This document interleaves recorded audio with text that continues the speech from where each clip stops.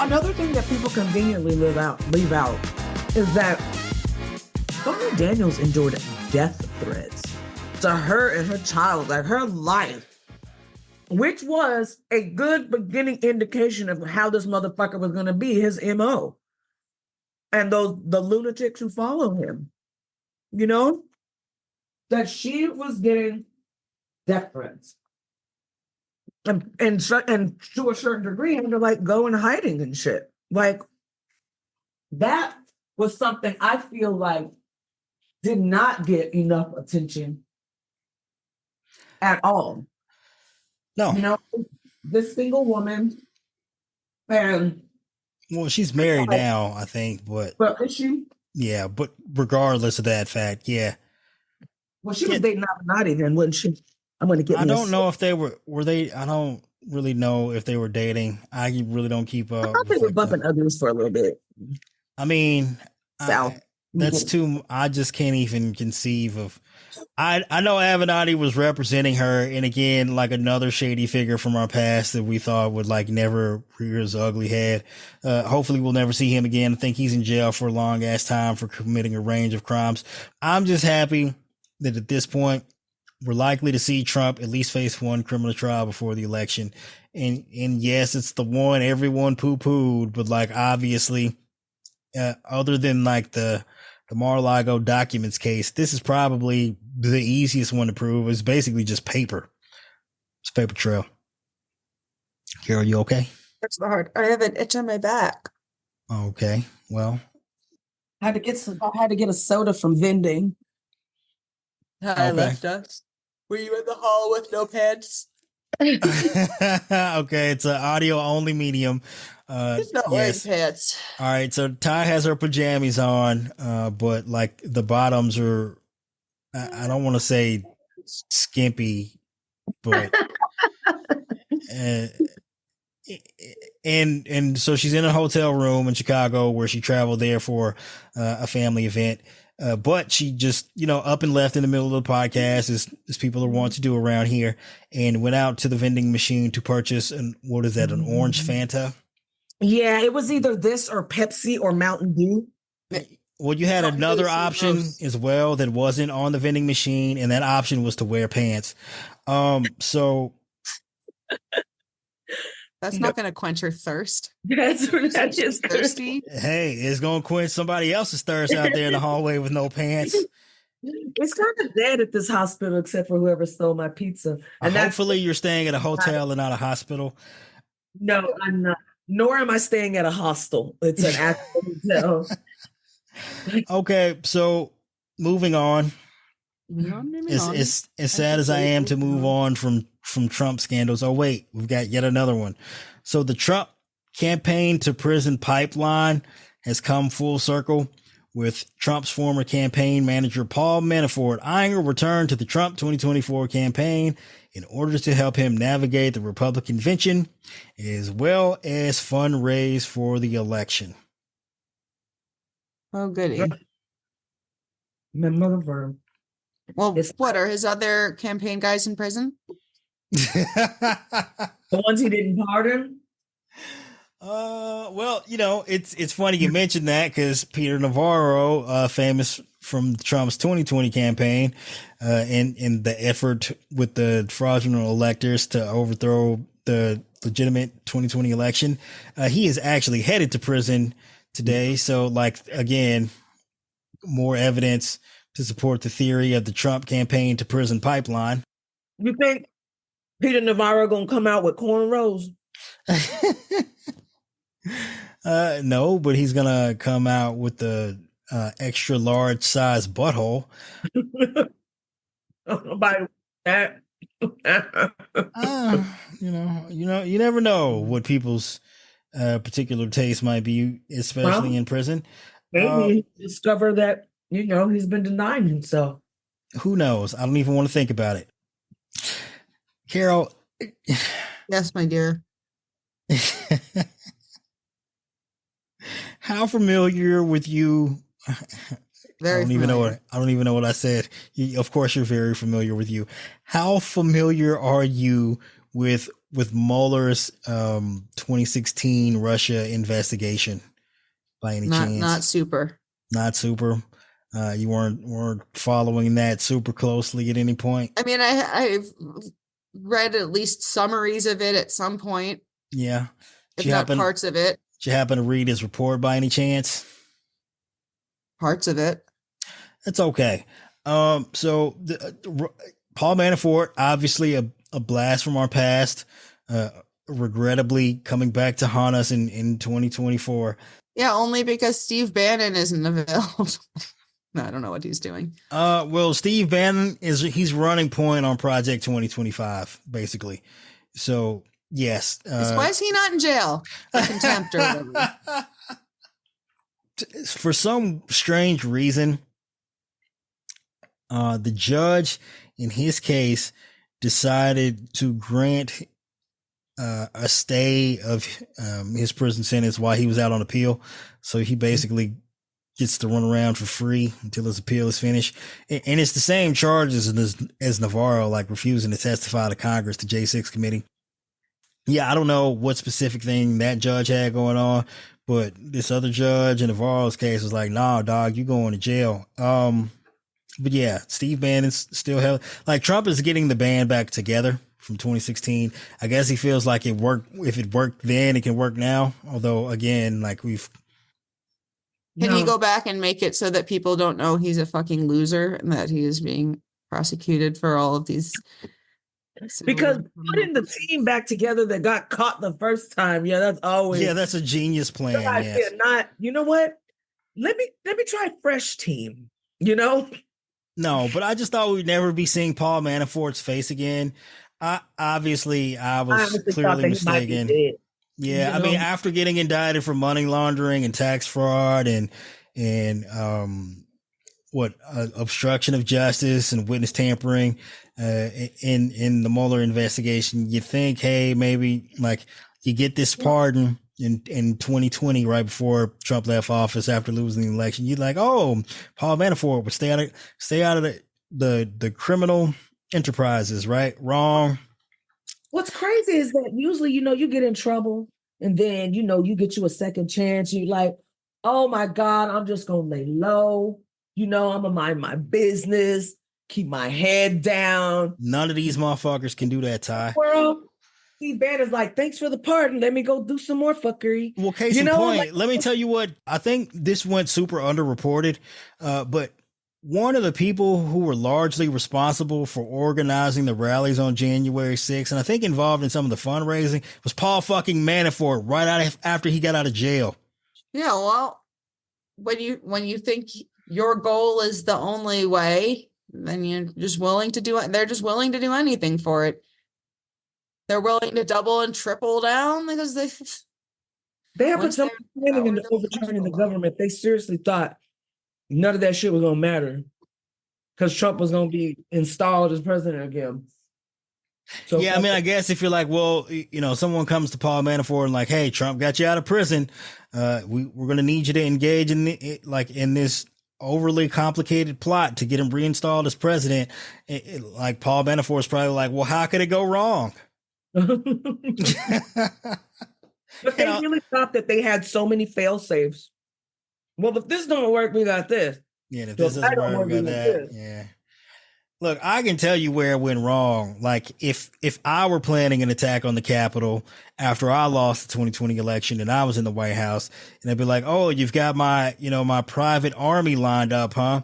And then you look out into the ether, into the abyss with the MAGA army, and who are your generals on that day? You've got on the one hand, with the Proud Boys, you've got a brown-skinned Hispanic white supremacist, which don't Afro Latino white supremacist. Yes, that individual is likely not going to get the job done. And then on the other hand, with the Oath Keepers, you have a guy who supposedly graduated from Harvard, but he wears an eye patch because he shot himself in the fucking face. And these are the guys who are leading your coup, and you wonder why it didn't work. Well, for one thing, the first rule about Coup Club should have been you don't post shit on Facebook about Coup Club. Don't like, like. Well, Ty, they didn't post about it in advance. How were they supposed to draw up shirts? That's true. How are they supposed to coordinate? Yeah, right? Exactly. So apparently we've got newly obtained video that shows the movement of the people who erected the gallows and noose on the western side of the Capitol on January 6th. Go on. From early in the morning, pre-dawn hours, long before the attack on the Capitol. So what do they got? So it's kind of like security cam footage. It is reminiscent of the pipe bomber. Okay, but they haven't drawn any conclusions yet that have been shared with us. No, I'm not necessarily sure they've identified exactly who it is, but like one of the things you can take away from the video is just how fucking brazen they were. Like, they're just like wandering around DC with fucking wood and rope and just wandering towards the Capitol. It's like the sun hasn't even come up. So they're like the only ones out, and they're like dragging this fucking wood thing around, and then like setting up shop on the Capitol with the wood, building gallows, got the rope hanging there. And like, look, we've all seen the infamous photo with like the gallows and then the noose. And then like, you can see the fucking Capitol building through the gallows. And you know how I know it's like, you've all likely seen it because it's in the fucking imagery of the podcast. That's how I know you've seen it. In case you're wondering how I came up with like the podcast image, it's like it's not a metaphor per se, but it's like amalgamation of like it sums up the entirety of the Trump experience. It's like at the top, it's got the gallows and the Capitol and the Trump flag.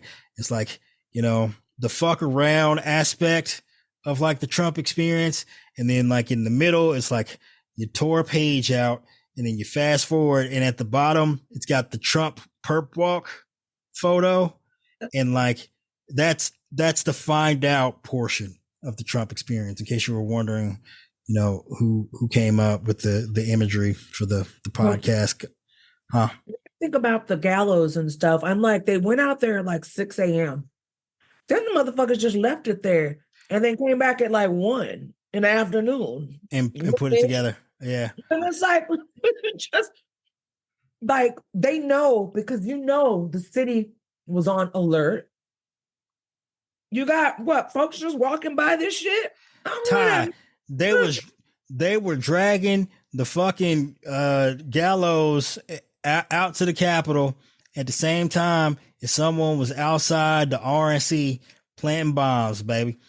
Yeah. Like, you can't tell me that they didn't have all this planned in advance. Like, someone had to have coordinated so much of this for this to happen in such a, it's just too concerted of an effort for not to have been organized by at least a handful of people who knew what the entirety of the plot was. Night before, you got the war room.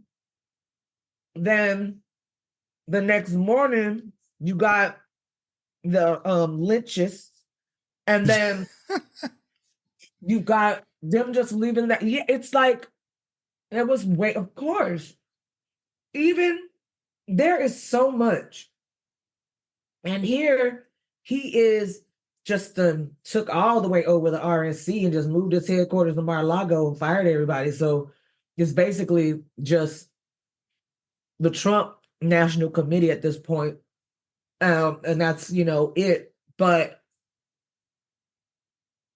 it's just, and that's what he's doing. He's planning shit out in the open right now. And the media's like, oh my gosh.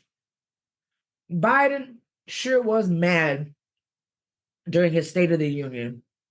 Is he on Adderall? Is he on, and these people are doing the most. Yeah, I'm disappointed in the media. Like, we beat that topic to death. It gets exhausting, but yes, there's all this other stuff. This obviously damning it's just the deluge of shit that the media could be covering. They focus on the stupidest things, and it's like that has to be like a choice, right? Like it can't be an accident that every time like something crazy breaks with the Trump stuff, like they're covering, I don't know, Biden's sneakers. I don't know. He's not even the one selling sneakers. Yeah, exactly, right? It seems that they only want to interview Trump supporters when they're like, yeah, 80% of Republicans still back Trump. And they only want to cover Democratic supporters when they're like, Biden's not getting my vote because he's Genocide Joe. It's like there's no equity in the coverage. Like I don't think mainstream media has interviewed a Biden voter since like the 2016 primary. Legit. Like I don't think I've seen it. And I can't consume every hour of every single mainstream media. Like that's impossible. But like I listen to quite a bit of shit, especially on MSNBC. I ain't heard them talk to a Biden voter in years.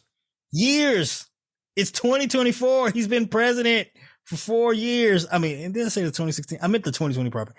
I haven't heard them talk to a Biden voter since like I voted for dude in spring of 2020 on I guess it's still winter, but Super Tuesday of 2020. I haven't seen them have a single, like I voted for Joe Biden and I still support Joe Biden voter on there at all in years. It's insane. So one last topic before we get to our Shithole of the Week award. So a former congressional aide for Lee Zeldin, who also eventually came to work for Paul Gosar, who is now turned social media influencer, was arrested for her role in the 1/6 attack on the Capitol. Isabella DeLuca was arrested last Friday on misdemeanor charges, including theft of government property, disorderly conduct, and entering a restricted area. She is most notably known for confiscating a table at the Capitol that was later used in an assault on like a police officer or something like that. Yeah. And I just bring this up largely because of the implication of the fact that someone was brazen enough to attack the Capitol on January 6th and then go intern for the Republicans in Congress. That's fucking bananas. As I'm getting like a barrage of complaints from right wingers telling me that January 6th was Nancy Pelosi's fault. Why one of these insurrectionists go work for the right wing nut jobs, huh? You got any explanations for that by any chance? I just can't with them, no. Ooh, I'm full. Ooh. Was your pizza delicious? Absolutely. Yeah, shout out to, our guy, Big Lou, up in Chicago for making the dopest ass pizzas. Wait, are you on the west side, the north side? What side? I am. I don't know where Joliet is. I think it's west. Because then when I asked the guy, do I go north or west? When I was getting on the thing to get out here, he was like, "Oh, that would be." I think it's southwest. Anyway, shout out to you, Lou Malnati's. Y'all are dope. Feed my co-host, especially when it's late at night and like all the good stuff was largely closed. I mean, there was like Popeyes and some burger joints still open. But yeah, taking care of Ty here. We need her in the fight, and we can't defeat democracy on an empty stomach. Sheets and Giggles is going to be very upset with us promoting another venture, a competing brand. You mean pizza? Look, you can eat your. Look, I'm ready to do a crossover. Send me some sheets and pizza. I haven't heard from my husband in hours. You pizza can consume a fair amount of pizza while sleeping, while laying on your sheets from Sheets and Giggles, as Ty's doing in this hotel room. Although I'm sure those sheets aren't nearly as comfortable. Hopefully your husband is alive. In case you missed it, Ty is newly married. So congratulations again on hopefully what is a lifelong and love-filled endeavor.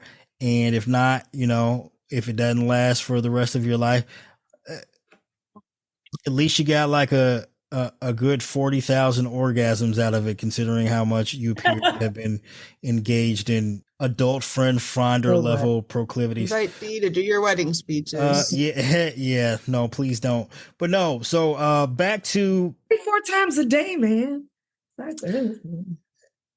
Yeah, high quality problems. So back to Isabella DeLuca, like again, like, and I don't say this to brag, I've got like 200 and something thousand Twitter followers. How does this bitch got 300 and something thousand Twitter followers? Like, that's insane that this person attacked the Capitol, went to work for Congress, and then came out of it with hundreds of thousands of Twitter followers. It's bananas. Like, just. Well, there's probably a good bit are insurrectionists and traitors, but you know, the right wing, they love those bots too. Like, that's they don't, totally fair. They get behind. The bots be on their side, so their engagement is probably up with the bot, you know? You're absolutely right. So the thing is, now that she's been arrested and charged, like, I don't know what the prison sentence will be, probably months, but I mean, it's entirely possible that they might hit her with some more serious charges. And the fact that she was working for Zeldin and Gosar after the coup, so she's the worst representatives at that. Yeah, but like, think about it. Like, what if she enters into a cooperation agreement with the FBI, and she's got some dirt on Republicans from having worked in their office? Because, like, again, like, there's no telling what the fuck they've been up to for the past 3 years. Like, she could be out here ratting out sitting members of Congress. That would be insane. Good point. If I were Zeldin and Gosar, I would be concerned about what I may or may not have said around this person. That is true, because sorry, I gotta go troll that Isabella person on Twitter. You don't have to. No, they're not. I just want to remind her about the fucking around and the finding out. Do it, Carol. Do it. I feel like that's probably on there a bunch already. So that's for my. I don't have TV, so I don't have cable. So that's okay. You have a podcast. But this is the first time that I've seen, like, for some reason I ended up on Bravo, and Vanderpump Rules, which used to be one of my guilty pleasures. Apparently, they done figured out how to squeeze even more out of these kids. Well, they're not kids anymore, because they all look like 65-year-old housewives from Beverly Hills with as much plastic surgery these 30-year-olds have had. But totally unrelated, I can't believe that the challenge in Vanderpump Rules are still on TV.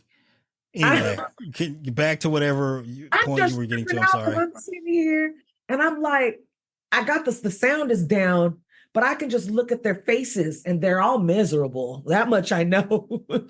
I can see Brittany yelling at Jax, and I can see Kristen crying because she's always crying. Sheena being Sheena. And I'm just looking, but it's their faces. They have all had so much plastic surgery. I was like, who the fuck? I go, oh, that's Lala. I'm like, fuck, that's Katie. Ooh. I can totally see how this has enraptured your attention and distracted you from a coup against the legislative branch of the United States. It's like those women, they're only 2 steps. They could be invited to Mar-a-Lago. Let's just say the quality of work on their faces. They could be guests down at Mar-a-Lago for one of Trump's shindigs with those. I've not had any work done. No, you look absolutely showering fantabulous. Today. Neither have I, though. My hands look old. David had took a picture of my ring, and I was like, oh my God, look at I already say I have man hands.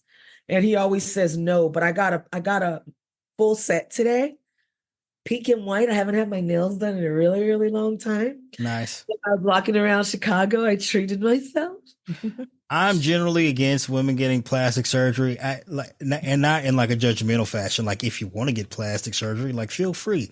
But like, a lot of times the shit it doesn't make you look younger or more attractive. It just makes you look like you had plastic surgery. It makes you look distorted. And it's like, yes, exactly. So it's like, why did you even do this? I was looking at a video. Where was I? Oh, at the nail shop, and where they're just showing music videos. There was Gwen Stefani. And like, Gwen Stefani's in her mid-50s. And she looks fucking amazing. She looks so good.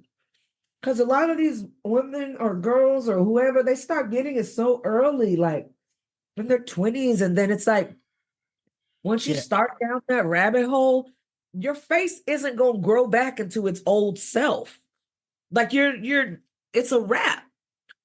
It's a wrap. You know, I flirted with the idea of Botox, but no, what's the worst really, and I'm sorry, people.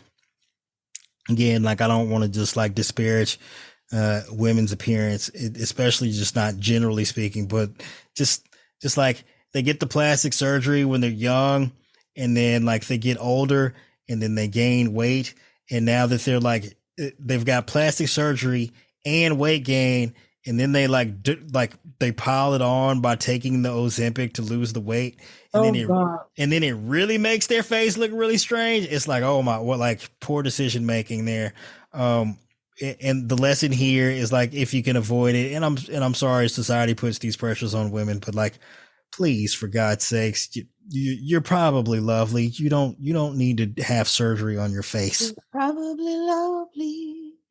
Someone's listening to this podcast and they're like, hey, we were just at the Capitol with like an insurrectionist who worked for Congress. How the fuck did we get the plastic surgery and Vanderpump Rules? I don't know. The last topic of Arizona's investigation into the fig electors. Nope, sorry, Carol, we're not going to get to that one today. But like, as a callback from before we were started this podcast, when I was talking to Carol and Ty here, I was saying like my original kind of the blueprint that I had for the podcast was like and I don't know how many people listen to the show, but like it's one of my favorite podcasts / radio shows / sports talk shows, but it's the Dan Le Batard show with Stu Gatz, if any of you are familiar with that. And it's kind of like, you know how if you listen to sports talk or whatever, like it's kind of got a pretty recognizable format. And then this show is like often a subtle parody of what a sports talk show should kind of sound like, until they wander down these rabbit holes and they kind of just go off topic, and once they wander off topic, the joke is they just continue to wander off topic. They like never bring it back to sports. Like if you listen to it, like it has all these rhythms of a sports talk show, and then they just get distracted and then they never go back to sports. And then they'll start a new segment and it'll start off on a sports topic and then it'll wander off. And then like the next thing you know, it's been 8 minutes and they haven't said anything about sports. And now you're getting like literally that right now on this podcast. We're kind of like a parody of what a political podcast would sound like. Anyway, so we're heading into the home stretch here with our shithole of the week. Do either of you, by any chance, happen to have any nominees? Yep. Nancy Mace. Continue. Nancy Mace gets my shithole of the week nomination. But you have to tell the audience specifically why does she get the nomination? So, what's her name? What's her name? Katie Mace? Nancy Mace. Nancy. See how forgettable she is. I wish. So she goes on an interview with George Stephanopoulos, and he proceeds to ask her how she can square as a survivor to support someone who has been found guilty by a jury of having committed sexual assault, and then for defaming that person. She said that it was civil rape, so not really rape. Then she said that because there were no criminal charges, it wasn't really rape. Then proceeded to say that she was raped and she didn't press charges because of the stigma. And then she spent the next day melting down and accusing Stephanopoulos of rape shaming her.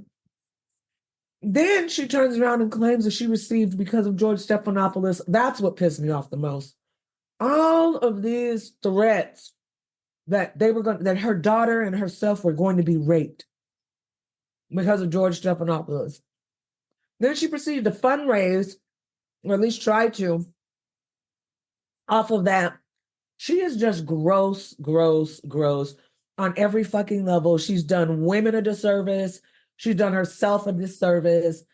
Every survivor a disservice. She just all around. I can't stand that woman. Her need for gratuitous self-promotion, even in the most heinous way. Ty, tell us how you really feel.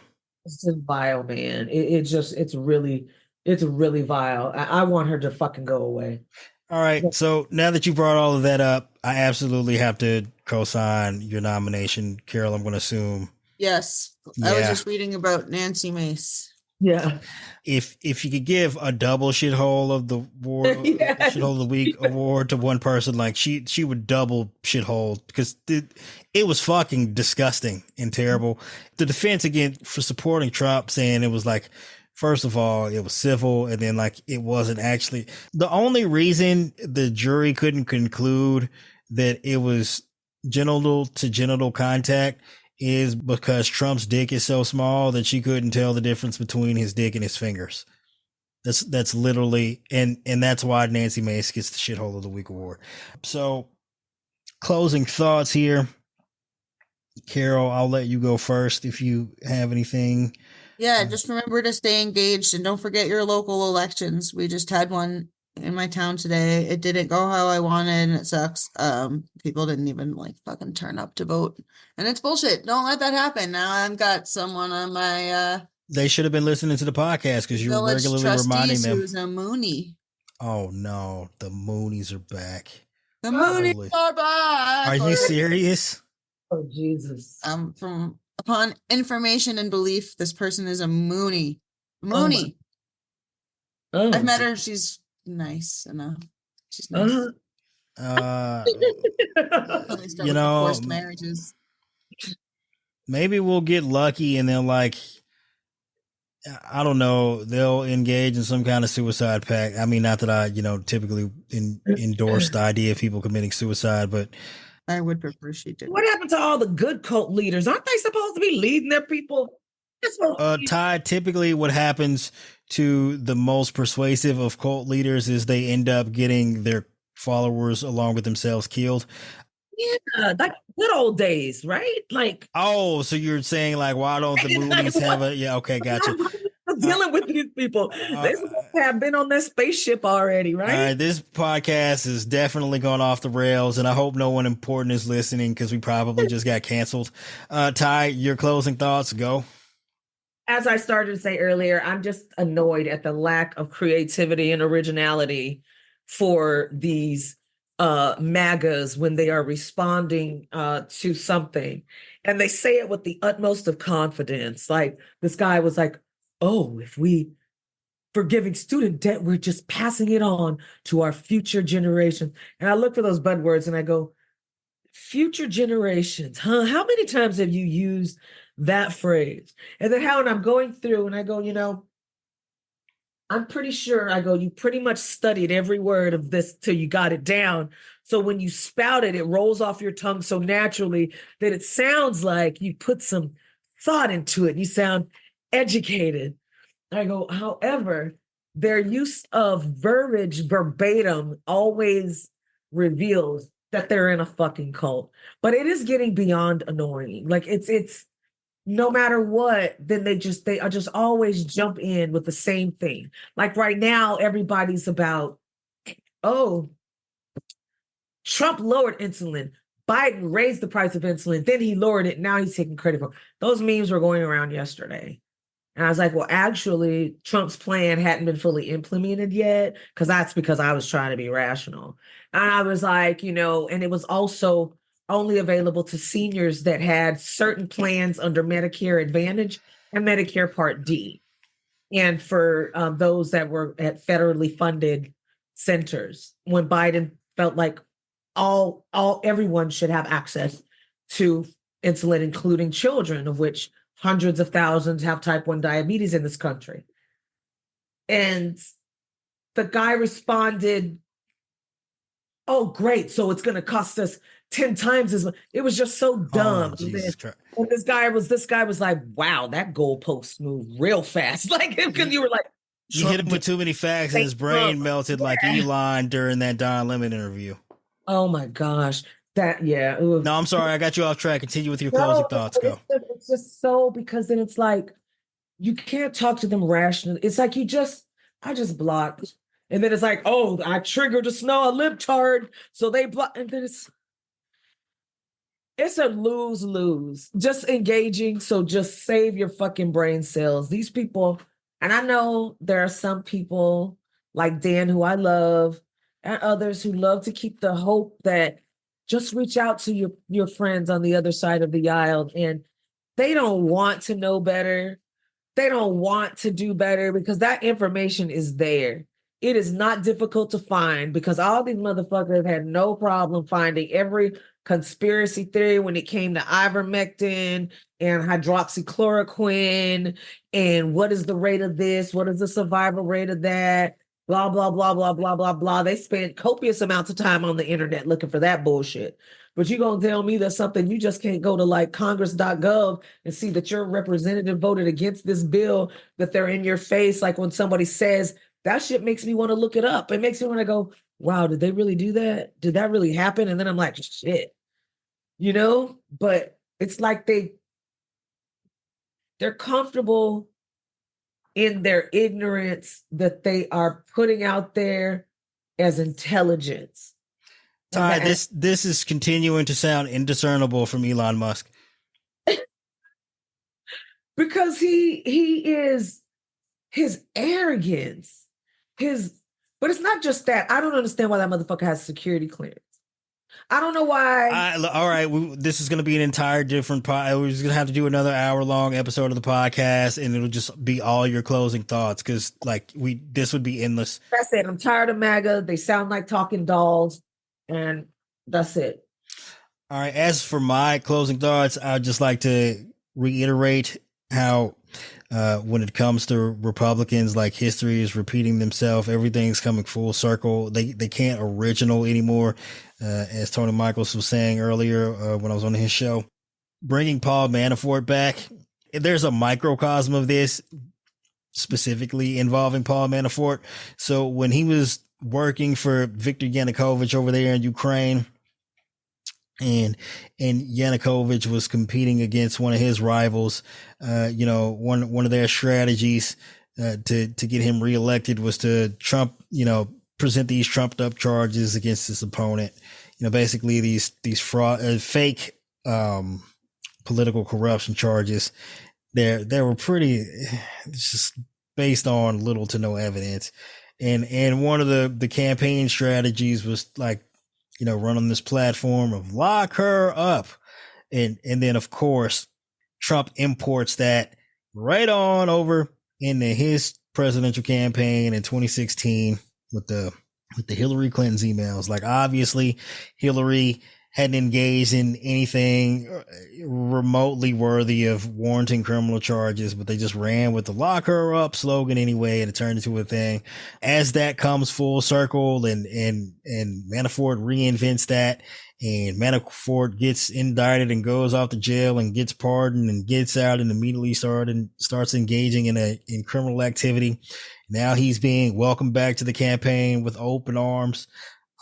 Is Steve Bannon here, who's yet to face his criminal sentence, is deeply involved with organizing Project 2025, where Trump will hollow out the government of the lifelong federal employees and replace them with cronies. That's coming full circle. With the he's literally going on trial in about a month here for hush money payments, and then today we get breaking news of yet another illegal hush money payment. It seems impossible. The past is constantly repeating itself. Things from the past are coming back to haunt us. I never thought I'd see things from the Mueller report come back to haunt us in 2024. But then you got the CEO of Chubb Financial, who's fronted this dude $100 million, being directly associated with Dimitri Simes, features prominently in the Mueller report. The fact that it's an incessant, endless circle. Like, I don't know if you've watched True Detective season 1. That's my jam. But when your boy was like, a great season. It's really good. I also rather enjoyed the newest season of True Detective. Check that out if you got the opportunity. I'm gonna spoil it for you. But like a highlight quote from the original season was, "Time is a flat circle," and it feels as though that applies especially well in this instance. Like, the Trump campaign is a flat circle. And of course, like, if all of these things tend to repeat themselves and what's old is new, then you can only assume that if somehow Trump manages to win re-election, that he's going to kick off his 2025 the inauguration the same way he went out on January 6th of 2021 by trying to destroy what's left of our democracy. You just got to be vigilant and make sure we don't let these fuckers finish what they started on January 6th. And that concludes this episode of Part of the Insurrection.